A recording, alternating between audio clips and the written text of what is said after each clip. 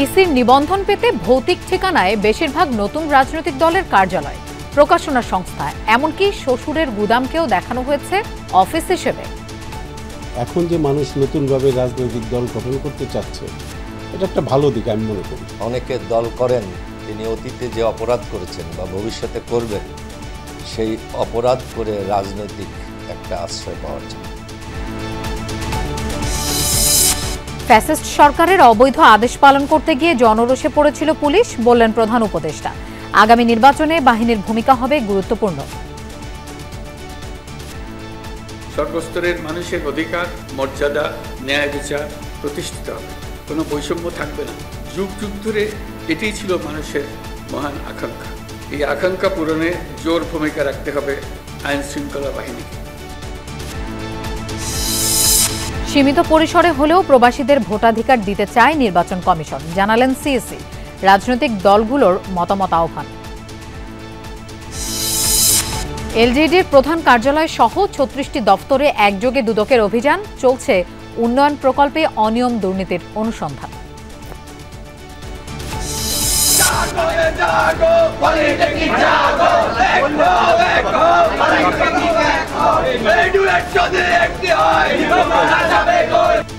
ছয় দফা দাবিতে সারা দেশে পলিটেকনিক ইনস্টিটিউটের ৭ জন কর্মসূচি।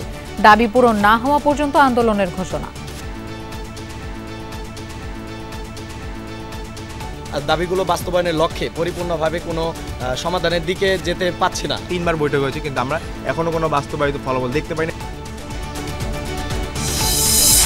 শুরু হলো হজ যাত্রা। প্রথম দিনে 10 ফ্লাইটে সৌদি যাবেন ৪,০০০-এর বেশি মুসল্লি। কারিগরি ত্রুটির কারণেই ভিসা জটিলতা।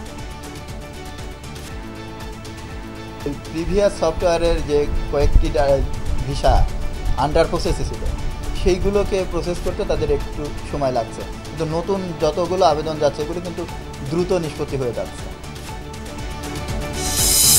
দীর্ঘ ব্ল্যাকআউটের পর স্বাভাবিক হতে শুরু করেছে ইউরোপের ৩ দেশের বিদ্যুৎ সরবরাহ। বিপর্যয়ের কারণ নিয়ে ধোঁয়াশা।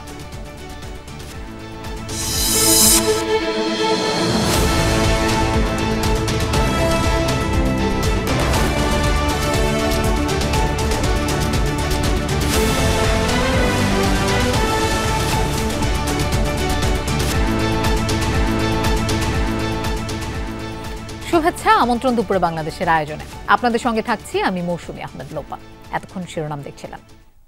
দলীয় কার্যালয়ের ঠিকানা কারো শ্বশুরের গুদাম, কারো প্রকাশনা সংস্থা, আবার কারো ঠিকানায় কোনো স্থাপনাই নেই। নির্বাচন কমিশনে নিবন্ধনের জন্য আবেদন করেছে রাজধানী ও রাজধানীর বাইরে এমন অন্তত ডজন খানেক রাজনৈতিক দলের ঠিকানায় গিয়ে পাওয়া গেছে এমন চিত্র। খোঁজ নিয়ে জানা গেছে নিবন্ধনের জন্য ইসিতে আবেদনকারী বেশিরভাগ নতুন রাজনৈতিক দলের অবস্থা একই রকম। এসব নতুন রাজনৈতিক দলের অবস্থা জানার চেষ্টা করেছেন আমাদের সহকর্মী রিয়াজ রায়হান, আর ছবি তুলেছেন রানা হোসেন। শাঁখারীবাজারের এই সড়কে সোজা হয়ে দুজন পাশাপাশি হাঁটার রাস্তা নেই। অনেক খোঁজাখুঁজির পর মিলেছে ঠিকানার সন্ধান। এটি নির্বাচন কমিশনে দেয়া বাংলাদেশ প্রবাসী কল্যাণময় পার্টির কেন্দ্রীয় কার্যালয়ের ঠিকানা।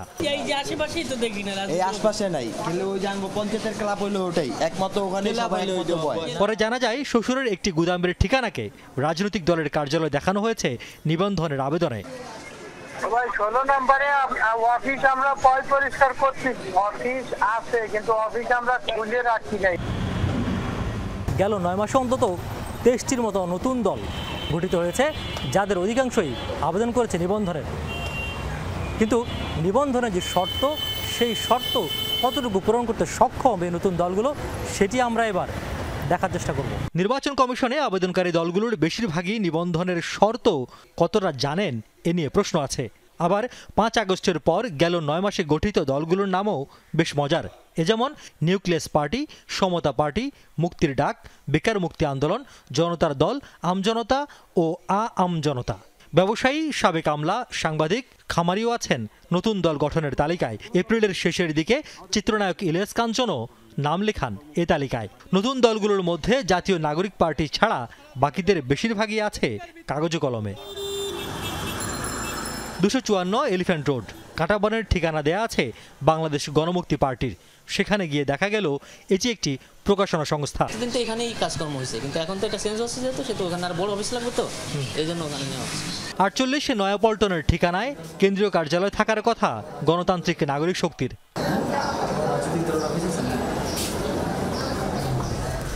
এই ভবনের 11 তলায় গিয়ে দেখা যায় তালাবদ্ধ কক্ষ, যেখানে কোনো কার্যক্রম বা নেতাকর্মী তো দূরে থাক, ভেতরের আসবাবপত্রে রাজ্যের ধুলোবালি। আপনাদের পাশেরটা কি কোনো রাজনৈতিক দলের কার্যালয়? তবে দলের চেয়ারম্যান দাবি করেন, কোনো ধরনের ফায়দা বা সুবিধার জন্য নয়, সমাজ পরিবর্তনের জন্য দল গঠন করেছেন তিনি। অন্যান্য কিন্তু কমিটি গঠন, এটা তো নতুন দল। পুরানা পল্টনের এই ভবনের ঠিকানা ব্যবহার করেছে বাংলাদেশ বেকার মুক্তি আন্দোলন। কোনো সাইনবোর্ড না দেখে নিরাপত্তা কর্মীর কাছে জানতে চাইলে তিনিও অনেকটা অবাক হন। এটা রাজনীতি দল এখানে নাই, আমি জানি 31 আছে, 31/1 আছে। পরে ভবনের 6 তলায় গিয়ে কার্যালয়ে দেখা মিলেছে চেয়ারম্যান একাই আছেন অফিসে। জানতে চাইলাম, নিবন্ধনের জন্য যে শর্ত দেয়া আছে তা পূরণ করার সক্ষমতা কি আছে তার দলের? সেই শর্তগুলো তো হচ্ছে বিগত সরকারের কিছু ফ্যাসিবাদী শর্ত ছিল। বর্তমান যে দলগুলো আবেদন করেছে, আমার মনে হয় সকলে ফিল আপ করা কঠিন, বা আমাদের পক্ষে সেটা কঠিন। পল্টনের এক টাওয়ারে আছে নিবন্ধনের আবেদন করা অন্তত 3টি দল। এদের মধ্যে আবার এক দলের কার্যালয় ব্যবহার করছে আরও কয়েকটি দল। ভবনটির ছাদে খোঁজ নিতে গেলে একটি বাদে বাকি দলগুলোর কোনো নেতাকে পাওয়া যায়নি। ইসিতে নিবন্ধনের জন্য আবেদনকারী রাজধানীর বাইরের দলগুলোর অবস্থা আরও বেহাল। এ যেমন গাজীপুরের টঙ্গীর মোহাম্মদনগর এলাকার ঠিকানা ব্যবহার করেছে বাংলাদেশ রক্ষণশীল দল, অথচ ওই ঠিকানায় দলটির কিছুই নেই।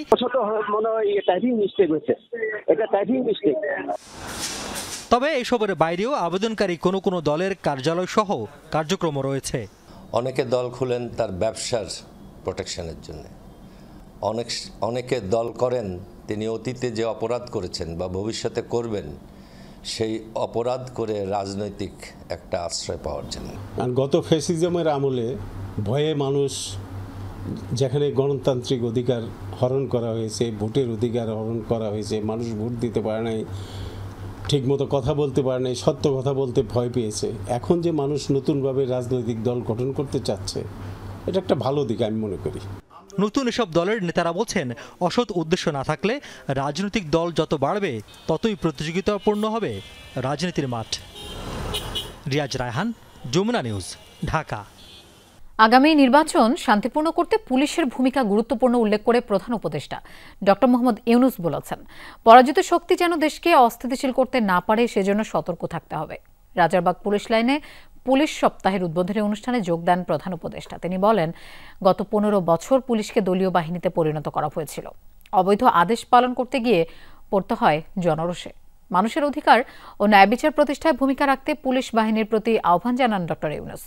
এ সময় তিনি পুলিশের ভালো কাজের প্রশংসা করেন।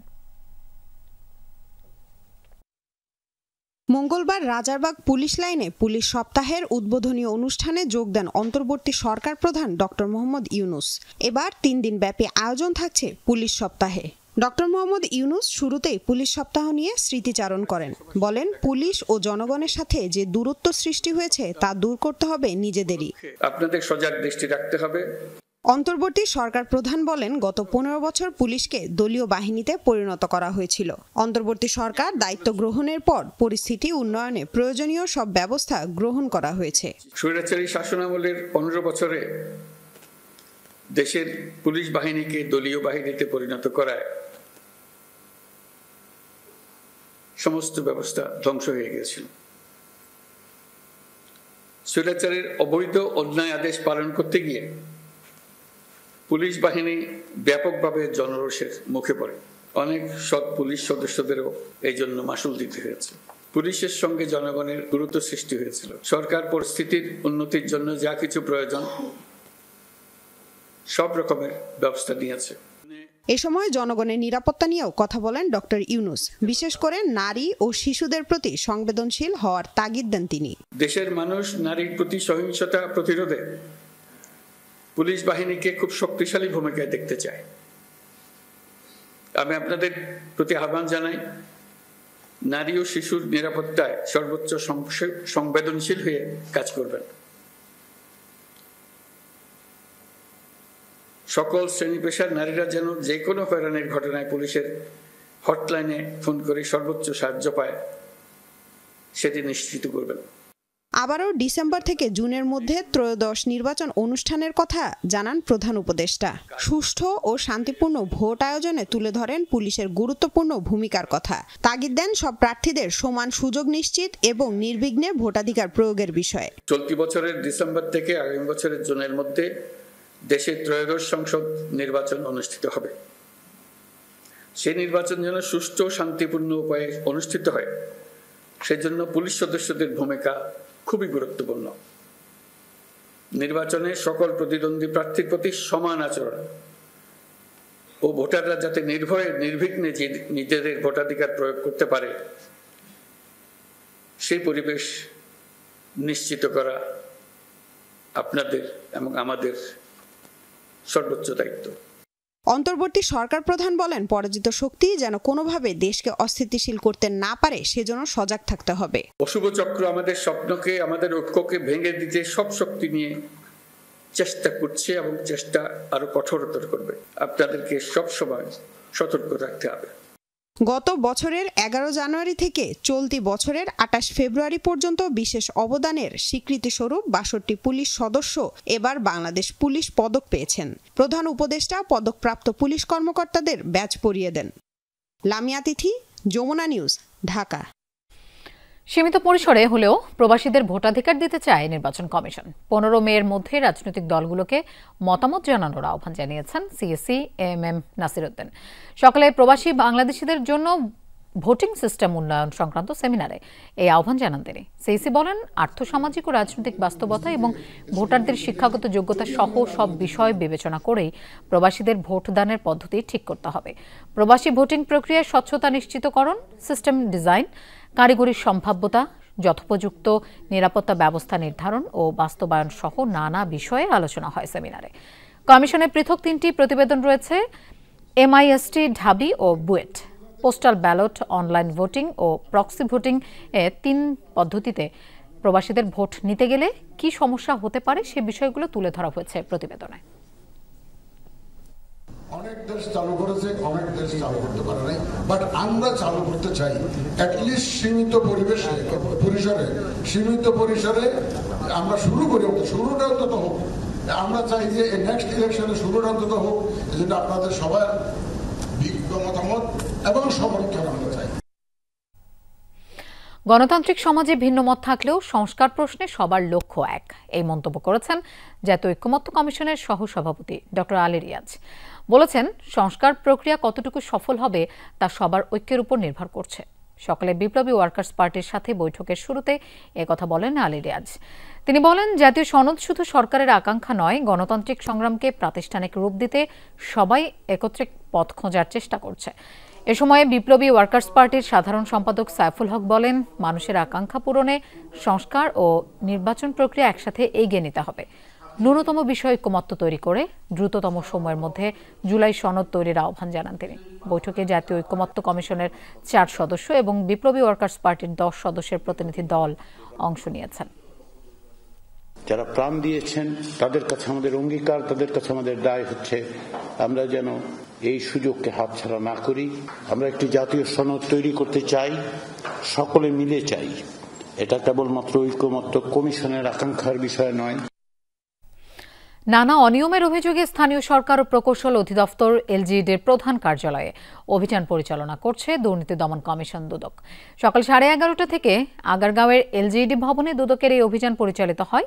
নিম্নমানের নির্মাণ সামগ্রী ব্যবহার, কাজ শেষ না করেই বিল উত্তোলন এবং বিভিন্ন প্রকল্পে ঘুষ দুর্নীতির অভিযোগে দেশের 36টি স্থানীয় সরকার প্রকৌশল অধিদপ্তর এলজিইডি অফিসে একযোগে অভিযান চালায় দুদক। এলজিইডির প্রধান কার্যালয়ে অভিযানে নেতৃত্ব দেন দুদকের সহকারী পরিচালক পাপন কুমার সাহা ও মনির মিয়া। দুদক কর্মকর্তারা জানিয়েছেন, এলজিইডি বাস্তবায়িত প্রকল্পে ব্যাপক অনিয়ম ও দুর্নীতির অভিযোগ অনুসন্ধানে এই উদ্যোগ নেওয়া হয়। এদিকে দেশের বিভিন্ন জেলা ও উপজেলায় স্থানীয় সরকার প্রকৌশল অধিদপ্তরেও একযোগে চলছে দুর্নীতি দমন কমিশন দুদকের অভিযান। সকাল থেকে এলজিইডির বিভিন্ন কার্যালয়ে অভিযান শুরু করে দুদক। চট্টগ্রামে নির্বাহী প্রকৌশলীর কার্যালয়, রাজশাহী, দিনাজপুর সহ বিভিন্ন জেলা উপজেলায় চলছে অভিযান। সংস্থার কর্মকর্তারা জানান, এলজিইডি কর্তৃক বাস্তবায়নাধীন বিভিন্ন উন্নয়ন প্রকল্পে অনিয়মের অভিযোগ মিলেছে। সেই সব অনুসন্ধানে এলজিইডির প্রধান কার্যালয় ছাড়াও জেলা উপজেলা পর্যায়ে 36টি কার্যালয়ে একযোগে অভিযান শুরু হয়। প্রমাণ পেলে জড়িত কর্মকর্তা কর্মচারীদের বিরুদ্ধে নেওয়া হবে ব্যবস্থা। আপাতত অফিসের ফাইলওয়ার্কগুলো আমরা করেছি, কিছু তথ্য আমরা নিয়েছি, আর কিছু তথ্য ওনারা পাঠাবে। পরবর্তীতে আমরা সরজমিনে কিছু খোঁজখবর নিব যে আসলে ওনারা যতটুকু বিল পেমেন্ট করেছেন কাজ ততটুকু হয়েছে কিনা, এরপরে এটা চূড়ান্ত একটা সিদ্ধান্ত দেওয়া যাবে। আমরা আসলে কোনো অবস্থাতেই ওভার পেমেন্ট করিনি। আপনি শুধু আমার চিরং না, আমি সারা বাংলাদেশ এলজিডি নিয়ে বলবো। হ্যাঁ, এই জন্য শুধু আসলে এলজিডিতে নাই। আমি জানি না আপনার অন্য কোথাও কোনো সুযোগ আছে কিনা, বাট এলজিডিতে আমি অন্তপক্ষে একটা এলজিডি একজন কর্মী হিসেবে বলতে পারবো, একজন এলজিডি একজন আমাদের যারা সহকর্মীরা কাজ করি, এই ধরনের সুযোগ আসলে এলজিডি নাই। 6 দফা দাবিতে শাটডাউন কর্মসূচির অংশ হিসেবে দেশের সকল পলিটেকনিক ইনস্টিটিউটের ক্লাস পরীক্ষা সহ একাডেমিক কার্যক্রম বন্ধ করে দিয়েছে আন্দোলনকারী শিক্ষার্থীরা। দুপুরে শাটডাউন কর্মসূচি পালনকালে তেজগাঁও ঢাকা পলিটেকনিক ইনস্টিটিউটে সংবাদ সম্মেলন করে শিক্ষার্থীরা। জানান, জনদুর্ভোগ বা সহিংস কর্মকাণ্ডে না গিয়ে শান্তিপূর্ণ শাটডাউন কর্মসূচি পালন করছে তারা। অভিযোগ, গত 8 মাস ধরে সরকার গঠিত কমিটির সাথে 3 বার বৈঠক করেও কোনো ফল মেলেনি। অবিলম্বে জুনিয়র ইনস্ট্রাক্টর পদে ক্রাফট ইনস্ট্রাক্টরদের পদোন্নতি কোটা বাতিলের দাবি জানান তারা। এর আগে সকালে শাটডাউন কর্মসূচি উপলক্ষে ঢাকা পলিটেকনিক ইনস্টিটিউটের ক্লাসরুম, অধ্যক্ষের রুম সহ বেশ কয়েকটি একাডেমিক ভবনে তালা ঝুলিয়ে দেয় শিক্ষার্থীরা। প্রায় 2 বার বৈঠক হয়েছে, 3 বার লাস্ট যে মিটিং ছিল সাথে সেই মিটিং নিয়ে 3 বার বৈঠক হয়েছে, কিন্তু আমরা এখনো কোনো বাস্তবায়িত ফলাফল দেখতে পাইনি। দাবিগুলো বাস্তবায়নের লক্ষ্যে পরিপূর্ণভাবে কোনো সমাধানের দিকে যেতে পারছি না। দফা দাবি বাস্তবায়নের রূপরেখা প্রণয়ন না হওয়া পর্যন্ত সারা বাংলাদেশের সকল পলিটেকনিক ইনস্টিটিউট একযোগে এভাবেই শাটডাউন থাকবে। দর্শক, এই কর্মসূচি সম্পর্কে জানবো। ঢাকা পলিটেকনিক থেকে আমাদের সাথে যোগ দিচ্ছেন সহকর্মী রাব্বি সিদ্দিকী। রাব্বি, শাটডাউন কর্মসূচি সম্পর্কে একটু বিস্তারিত জানতে চাই।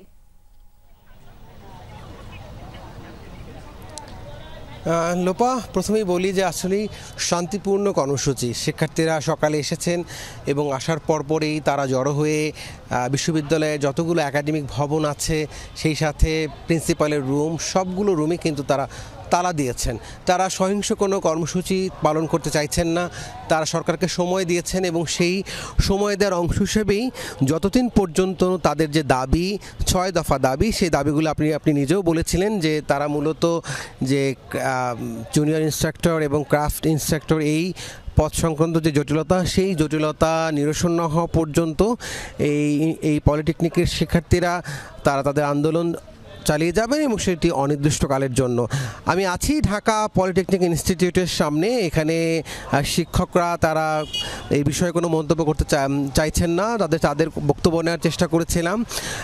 শিক্ষার্থীরা তারা পরিষ্কার জানিয়ে দিয়েছেন যে তারা তাদের যে আন্দোলন, সেই আন্দোলন তারা চালিয়ে যাবেন এবং সরকারের সাথে তারা বসতেও রাজি আছেন এবং এই কারণেই তারা সহিংস কোনো কর্মসূচি, যেমন রাস্তা অবরোধ বা অন্য কোনো কর্মসূচিতে তারা আপাতত যাচ্ছেন না, সেজন্য তারা সময় দিচ্ছেন। লোপা, রাব্বি, আপনাকে ধন্যবাদ আমাদের সাথে যোগ দেওয়ার জন্য। 6 দফা দাবি আদায়ে দেশের সব পলিটেকনিক ইনস্টিটিউটেই টানা শাটডাউন কর্মসূচি পালন করছে শিক্ষার্থীরা। সকাল থেকে বিভিন্ন ক্যাম্পাসে জড়ো হন ছাত্রছাত্রীরা। এ সময় দাবি আদায়ে বিভিন্ন স্লোগান দেয় তারা। পরে প্রধান ফটকে তালা ঝুলিয়ে দেন আন্দোলনকারীরা। বলেন, 6 দফা দাবি আদায়ে বিভিন্ন সময়ে আশ্বাস দেওয়া হলেও তা বাস্তবায়ন হয়নি। অবিলম্বে জুনিয়র ইনস্ট্রাক্টর পদে ক্রাফট ইনস্ট্রাক্টরদের পদোন্নতির রায় বাতিল, পরিচালক সহ বিভিন্ন পদে কারিগরি শিক্ষা বহির্ভূত নিয়োগ নিষিদ্ধ সহ নানা দাবি জানান তারা। দাবি বাস্তবায়নের রূপরেখা না দেয়া পর্যন্ত চলবে শাটডাউন ঘোষণা দেন শিক্ষার্থীরা। দর্শক, আমরা এবার চট্টগ্রামে যেতে চাই। সেখানে আছেন আমাদের সহকর্মী জোবায়েদ ইবনে শাহাদাত। জোবায়েদ, ক্যাম্পাসের অবস্থা কেমন দেখছেন আর শিক্ষার্থীরা কি বলছেন? লোপা, ক্যাম্পাসে মূল ফটক সহ যে কক্ষগুলো আছে, তাদের ক্লাস কক্ষ, পাশাপাশি শিক্ষকদের যে কক্ষ, সেগুলোতে তারা তালা দিয়ে দিয়েছেন এবং তারা এখানে বেশ কিছুক্ষণ আগেই তারা জমায়েত হয়ে তাদের যে দাবির বিষয়গুলো, সেগুলো একটা বিবৃতিও দিয়েছেন। সারা দেশের যে শাটডাউন কর্মসূচি তারই অংশ হিসেবে চট্টগ্রাম পলিটেকনিক ইনস্টিটিউট থেকে ওই কর্মসূচিটা তারা পালন করেছেন এবং তারা বলছেন 6 দফা যে দাবিটা তারা জানিয়েছেন সেটার জন্য সরকার থেকে 21 দিন সময় চাওয়া হয়েছিল। তবে এই 21 দিন সময়ের 7 দিন অতিবাহিত হলো, সেভাবে কোনো আশার আলো তারা দেখেননি এবং যেটাতে তাদেরকে উপেক্ষা করা বা অগ্রাহ্য করার একটা প্রবণতা তারা দেখছে এবং এর প্রতিবাদের অংশ হিসেবেই তারা আজকে এই শাটডাউন কর্মসূচিটা পালন করছেন। তারা এটাও বলেছেন যে তারা এর আগে বিভিন্নভাবে আন্দোলনের চেষ্টা করেছেন এবং সেই জায়গায় জনদুর্ভোগের সৃষ্টি হয়েছে বিধায় তারা চেয়েছেন জনগণকে এই জায়গায় দুর্ভোগে না ফেলে তাদের দাবিটা আদায়ের জন্য তারা যে আন্দোলনটা সেটা চালিয়ে যাবেন, তারই অংশ হিসেবে সারা দেশের মতো চট্টগ্রামে শাটডাউন কর্মসূচি সেটা পালন করা হচ্ছে। বেশ কয়েকজন শিক্ষার্থীর সাথে কথা বলার চেষ্টা করেছি, তারা প্রত্যেকেই একটাই কথা বলেছেন, তাদের যে দাবিগুলো সেগুলো তারা বলছেন যৌক্তিক এবং এই যৌক্তিক দাবিটা মেনে কেন নেওয়া হচ্ছে না এখন পর্যন্ত সেটাই তাদের কাছে প্রশ্ন। পাশাপাশি তারা এটাও বলছেন যে তারা যে দাবিগুলো জানাচ্ছেন সেই দাবিগুলো যদি তাদেরকে উপেক্ষা করা হয় বা সেই দাবিগুলো মেনে নেওয়া না হয় সেই ক্ষেত্রে আরো কঠিন কর্মসূচিতে তারা যেতে পারেন। লোপা। জোবায়েদ, আপনাকে ধন্যবাদ আমাদের সাথে যোগ দেওয়ার জন্য। শুরু হচ্ছে চলতি বছরের হজ যাত্রা। প্রথম দিন মোট 10টি ফ্লাইটে 4180 জন হজ যাত্রী যাচ্ছেন সৌদি আরব। এর মধ্যে 8টি ফ্লাইট জেদ্দায় King Abdul Aziz international airport এবং 2টি ফ্লাইট মদিনায় Prince Mahmud bin Abdul Aziz আন্তর্জাতিক বিমানবন্দরে অবতরণ করবে। এ ব্যাপারে বেলা 11টায় ব্রিফিং করেন হজ পরিচালক লোকমান হোসেন। তিনি জানান, সৌদি হজ ও ওমরা মন্ত্রণালয়ের আগের সফটওয়্যার পরিবর্তন করায় কারিগরি ত্রুটি দেখা গেছে। এ কারণে গত রাতে 3 যাত্রীর ভিসা পাওয়া যায়নি। তাদের সৌদি পাঠানোর চেষ্টা চলছে। দিবাগত রাত 2:15 নাগাদ বাংলাদেশি হজযাত্রী বহনকারী প্রথম ফ্লাইট শাহজালাল আন্তর্জাতিক বিমানবন্দর থেকে জেদ্দার উদ্দেশ্যে ছেড়ে যায়। এবারও রোড টু মক্কা কর্মসূচির আওতায় ঢাকাতেই দুদেশের ইমিগ্রেশন হবে মুসল্লিদের। হজ অফিস এবারই প্রথম চালু করেছে কালার ট্যাগ সিস্টেম। এতে মুসল্লিরা সৌদিতে যে হোটেলে অবস্থান করবেন সেখানে সরাসরি পৌঁছে যাবে লাগেজ।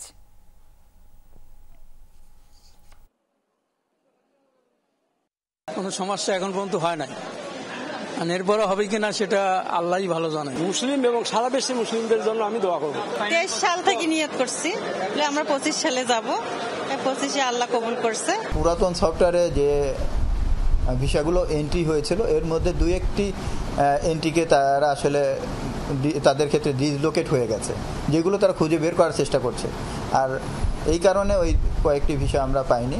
আমরা আশা করছি যে এবং পরবর্তী ভিসাগুলো কিন্তু আমরা খুব স্মুথলি পাচ্ছি। দর্শক, আশকোনা হজ ক্যাম্পে আছেন আমাদের সহকর্মী আরেফিন শাকিল। আমরা তার কাছে যাচ্ছি। আরেফিন, প্রতি ফ্লাইটে 2-1 যাত্রী কম যাচ্ছে, এর কারণটা কি? এর কারণ লোপা বলা হচ্ছে কারিগরি ত্রুটি, অর্থাৎ সৌদি আরবের যে হজ এবং ওমরা যে ওয়েবসাইট, সেই ওয়েবসাইটের কারিগরি পরিবর্তন করা হয়েছে। আগের ওয়েবসাইট থেকে নতুন ওয়েবসাইট করা হয়েছে, যার ফলে অনেকে তথ্যে গরমিল থাকার কারণে তাদের ভিসা পাওয়া যাচ্ছে না। আপনাকে যদি একদম সবশেষ একটা তথ্য জানাতে চাই, কিছুক্ষণ আগে 2:05 মিনিটে যে বাংলাদেশ বিমানের BG331 যে ফ্লাইটটি ঢাকা ছেড়ে সৌদি আরব উদ্দেশ্যে রওনা হয়েছে, সেই বিমানের 419 জন যাত্রী থাকার কথা ছিল।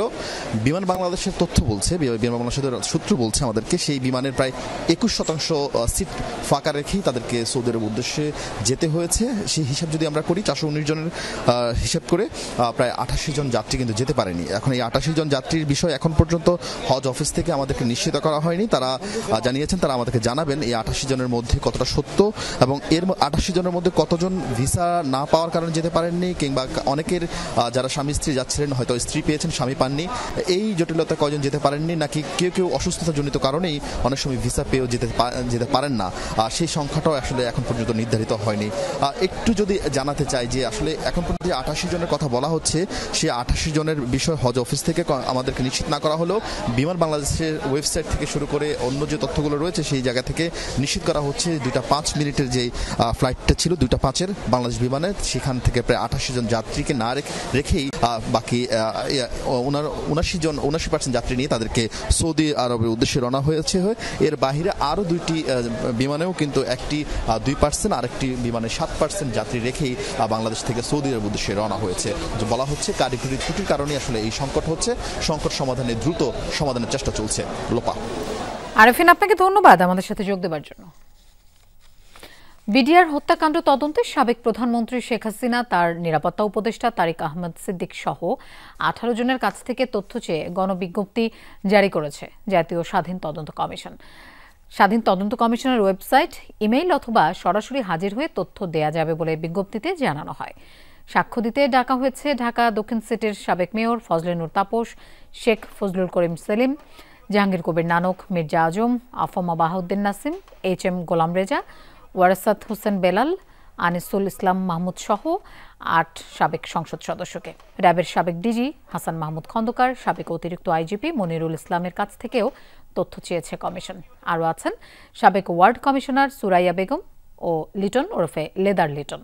এর আগে আরেক বিজ্ঞপ্তিতে শেখ হাসিনা সহ যে 15 জনের কাছ থেকে তথ্য চাওয়া হয়, তাদের কয়েকজন এরই মধ্যেই ইমেইলের মাধ্যমে তথ্য দিয়েছেন বলে জানিয়েছে কমিশন সূত্র। নোয়াখালীর বেগমগঞ্জে দুর্বৃত্তদের গুলিতে শাকিল নামে এক যুবক নিহতের ঘটনায় এখনো কোনো মামলা হয়নি। এদিকে শাকিলের মৃত্যুর খবরে এলাকায় শোকাচ্ছন্ন পরিবেশ। স্বজনরা জানায়, সোমবার রাতে উপজেলার ছয়ানি ইউনিয়নের গঙ্গাবর বাজারে শাকিল সহ কয়েকজন চায়ের দোকানে বসেছিল। এ সময় একটি সিএনজি চালিত অটোরিকশায় 5 জন অস্ত্রধারী লাবিব নামের এক যুবককে তুলে নিয়ে যাওয়ার চেষ্টা করে। বাকিরা বাধা দিলে শাকিলকে গুলি করে সন্ত্রাসীরা। কুপিয়ে জখম করা হয় তার ছোট ভাই শুভকে। তাদের হাসপাতালে নিলে শাকিলকে মৃত ঘোষণা করেন চিকিৎসক। পরে স্থানীয়রা 3 সন্ত্রাসীকে আটক করে গণধোলাই দেয়। তারা এখন পুলিশি হেফাজতে হাসপাতালে চিকিৎসাধীন। ভাগ্যবদলের আশায় লিবিয়া হয়ে ইতালির উদ্দেশ্যে বাড়ি ছেড়েছিলেন মাদারীপুরের 3 যুবক, কিন্তু লিবিয়া পৌঁছানোর পরই পাল্টে যায় দালাল চক্রের রূপ। বন্দি শিবিরে 3 জনকে আটকে করা হতো ভয়াবহ নির্যাতন। সেই ভিডিও স্বজনদের কাছে পাঠিয়ে নগদ অর্থ আদায় করা হতো। আদালতে মামলা হলেও ধরাছোঁয়ার বাইরে দালাল চক্রের সদস্যরা। অভিযুক্তদের ধরতে কাজ করছে পুলিশ। মাদারীপুর সদর উপজেলার মধ্য হাউসদি গ্রাম। উচ্চবিলাসী জীবন গড়ার আশায় প্রায় 6 মাস আগে ইতালির উদ্দেশ্যে বাড়ি ছাড়েন স্থানীয় 3 যুবক। প্রথম দিকে দালাল চক্র বিভিন্ন প্রলোভন দেখালেও বাড়ি ছাড়ার পর থেকেই সুর পাল্টে যায় অভিযুক্ত হাওয়া বেগম এবং বাবুল মাতুব্বরের। প্রথম কয়েক মাস লিবিয়ায় আটকে রেখে নির্যাতন করা হতো মারুফ, মহিউদ্দিন ও সোলাইমানকে। এরপর সেই ভিডিও পাঠিয়ে পরিবারের কাছ থেকে আদায় করা হয় নগদ টাকা। ফোন করে দেয়া হয় নানা হুমকি। একটু দয়া করেন ভাই, একটু দয়া করেন ভাই, একটু দয়া করেন। 3 দিন বেশি সময় ভাই, 3 দিন ঠিক আছে তো, এতগুলো টাকা কোথার জন্য আমাকে একটু সময় না দিলে কি আমরা রেডি করুন ভাই? আমি এই 1 লাখ টাকার কথা কইতেছেন, আমার একটা মোটরসাইকেল আছে, এটা বেচে আমি আপনার 1 লাখ টাকা। কয়েক ধাপে টাকা পাঠানোর পর এখন ভুক্তভোগী যুবকদের সাথে যোগাযোগ নেই স্বজনদের। লাপাত্তা দালাল চক্রের সদস্যরাও। সহায় সম্বল হারিয়ে পরিবারের সদস্যদের খোঁজ চায় অসহায় স্বজনরা। হাওয়াকেলেই বলতে আছে যে আজকাল লেখাপড়া করে চাকরি হয়নি, আপনি দেন, দিলে আমি কিছু টাকা কমাই দিই, সবার চেয়ে কমাই দিই। তা আমি বললাম কত কম? বললো যে 14 লাখ। 14 লাখ নিলে তুমি ধরা পড়া থাকতেই পারে। তো উনি বললো যে ধরা পড়া সবকিছুই এই 14 লাখের ভিতরে। না খাওয়াই রাইখা রুমের ভিতরে আটকেই রেখে নির্যাতন দিয়া আমার থেকে 35 লক্ষ টাকা নিছে। তারপর আমার ছেলের গেম হয় নাই। যে কয়টা কথা আসলে এটা আমরা দিয়েছি 2 বার ভাঙ্গা, 2 বার দিয়ে দিছি মতন। এরপর আবার টাকা চাইছে, আবার এরপর কোনো খবর বার্তা নাই। প্রতারণার বিষয়ে যথাযথ ব্যবস্থা নেওয়ার আশ্বাস থানার ভারপ্রাপ্ত কর্মকর্তার। বিভিন্নভাবে ইটালি সহ বিভিন্ন ইউরোপিয়ান কান্ট্রিতে যাচ্ছেন এবং যাওয়ার পথে অনেক ধরনের সমস্যার শিকার হচ্ছেন। তো এই সংক্রান্ত বিষয়ে কোনো অভিযোগ আসলে অথবা কোর্টে যদি বিজ্ঞ আদালতে যদি তারা অভিযোগ দাখিল করেন, আমরা যথাযথ আইনগত ব্যবস্থা গ্রহণ করি। দ্রুত দালাল চক্রের সদস্যদের গ্রেফতার করে বিচারের আওতায় আনার দাবি স্বজনদের। একই সাথে পরিবারের সদস্যদেরও সন্ধান চান তারা। সাইফ আহমেদ, যমুনা নিউজ। রাজধানীর বনশ্রীর মেরাদিয়ায় পশুর হাট বসানো নিয়ে ঢাকা দক্ষিণ সিটি কর্পোরেশনের জারিকৃত বিজ্ঞপ্তি 3 মাসের জন্য স্থগিত করেছে হাইকোর্ট।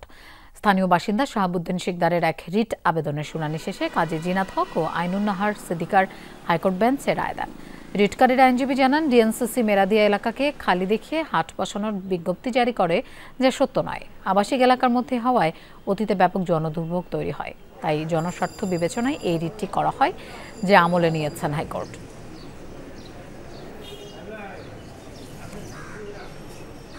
দীর্ঘ 24 ঘন্টারও বেশি সময় পর আবারও বিদ্যুৎ সংযোগ ফিরে এসেছে স্পেন, পর্তুগাল ও ফ্রান্সে। চালু হয়েছে বিমান ও রেল সেবা। স্বাভাবিক হতে শুরু করেছে জনজীবন। তবে ভয়াবহ এই বিদ্যুৎ বিভ্রাটের কারণ নিয়ে তৈরি হয়েছে ধোঁয়াশা। গ্রিড বিপর্যয় নাকি নাশকতা, তা নিয়ে চলছে আলোচনা। যদিও গুঞ্জনের পক্ষে এখনো কোনো প্রমাণ মেলেনি বলে জানিয়েছে 3 দেশেরই প্রশাসন।